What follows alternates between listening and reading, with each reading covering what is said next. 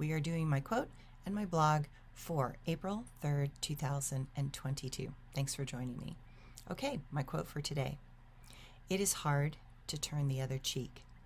It is painful to be labeled a geek. But we all feel as if we do not belong.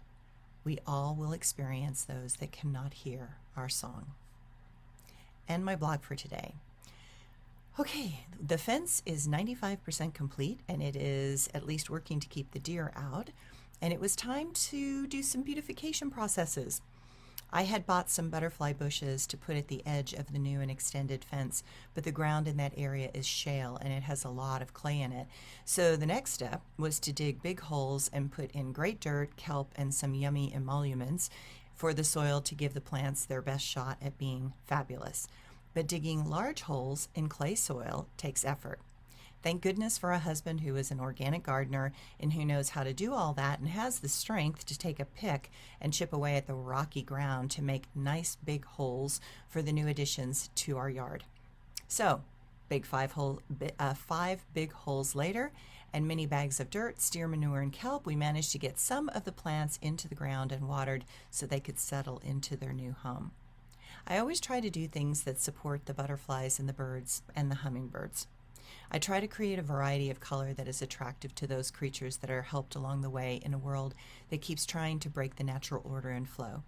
I plant some things that are deer resistant but that are also beautiful. Over the years, the slow progression of trial and error, I have managed to create a garden that has attracted the beautiful birds that we love to watch. Every evening when we get into the hot tub, we watch the Hummingbird Channel.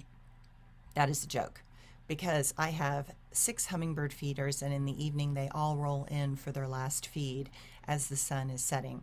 I just love the Hummingbird Channel. It makes me laugh at their antics, their play fighting, their dive bomber mentality, their agitated chirps, and feigned arguments. At this point, we have at least 25 hummingbirds altogether and 5 golden rufous hummingbirds. Gardening is something that, while it is for us on a personal level, it really is something for all the birds, chipmunks, squirrels, and other critters that wander in.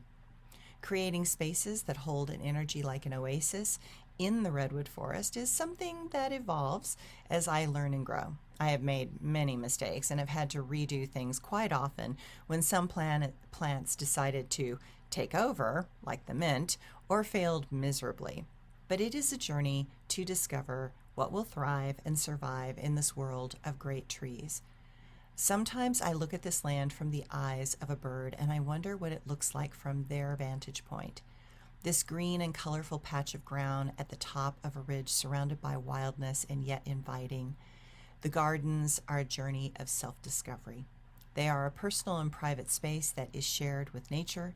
It is where Mother Nature allows us to create and sculpt on her body and hopefully will make a shift that will bring more life and aliveness into a space.